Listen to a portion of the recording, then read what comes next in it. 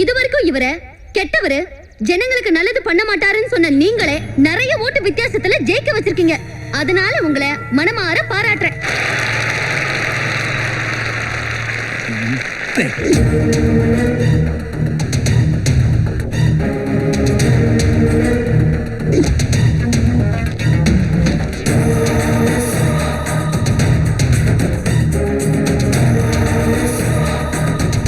இதே சிவலிங்கம் நடு ரோட்ல பொறுக்கிங்களை வச்சு என்ன அடிச்சு போட்டாரு. ஆனா இந்த சிவலிங்கம் ஜெயிக்கிறதுக்கு நான் பிரச்சாரம் பண்ணேன். இது எதுக்குன்னு உங்களுக்கு எல்லாம் சந்தேகம் வந்திருக்கும். அன்னைக்கு என்ன அடிச்சு போடும் போது நீங்க எல்லாம் வேடிக்கை பார்த்துக்கிட்டு சும்மா தானே இருந்தீங்க.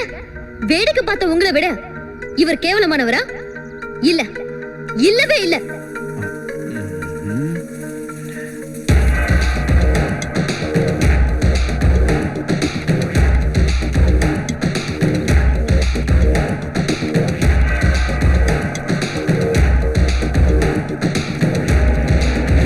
சிவலிங்கம் நம்மளோட சொத்து. இவரை நாம எழுந்துட கூடாது. இவர் ஜெயிச்சது நிறைய பேருக்கு பிடிக்காம இருக்கலாம். எதிரிங்களால இவர் உயிருக்கே கூட ஆபத்து வரலாம். இவர் உயிருக்கு பாதுகாப்பு தர வேண்டியது அரசாங்கத்தோட பொறுப்பு.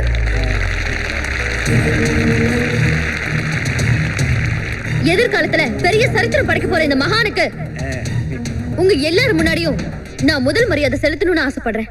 நம்ம கட்சி சின்ன கோடாரிய அவருக்கு அன்பளிப்பா தரப்போறேன்.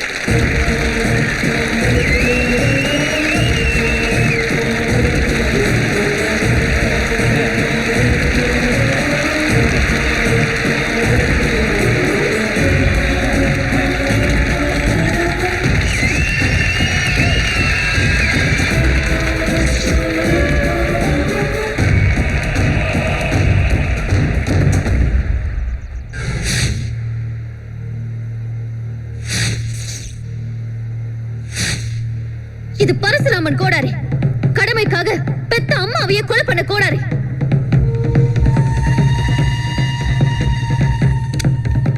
இதுக்கு நியாயம் தான் தெரியும். வேண்டியவன் வேண்டாதவனு தெரியாது.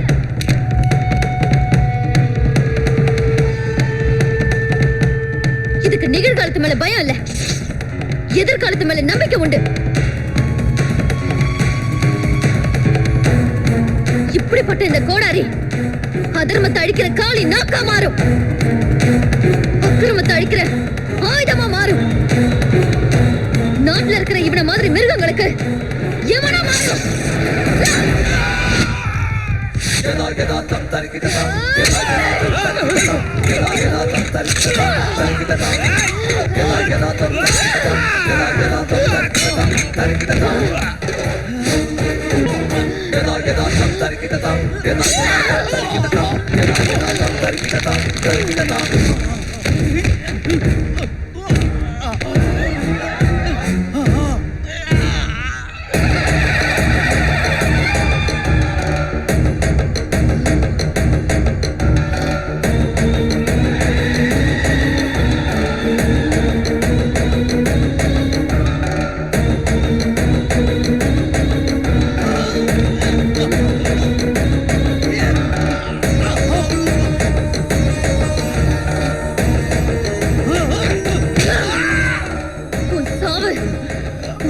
ரவுடிங்களுக்கு ஒரு பாடமா இருக்கட்டும்.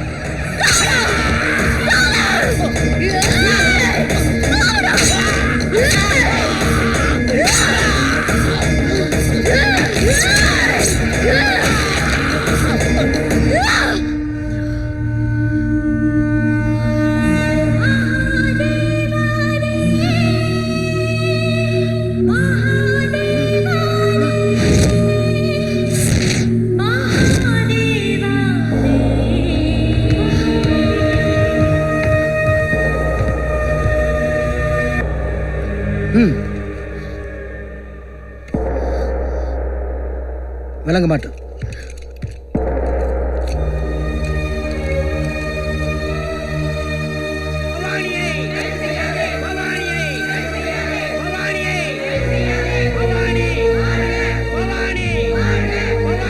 கலாட்டா பண்ணாதீங்க, மரியாதை வழி விடுங்க.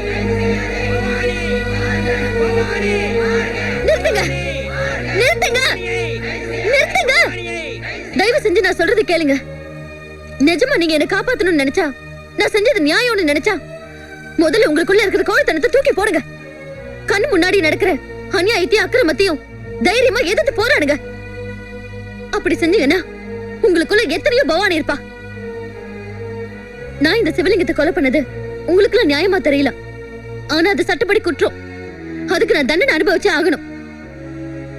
என் மேல கொஞ்சமாவது மரியாதை இருந்தா தயவு செஞ்சு வழியை விடுங்க ப்ளீஸ்.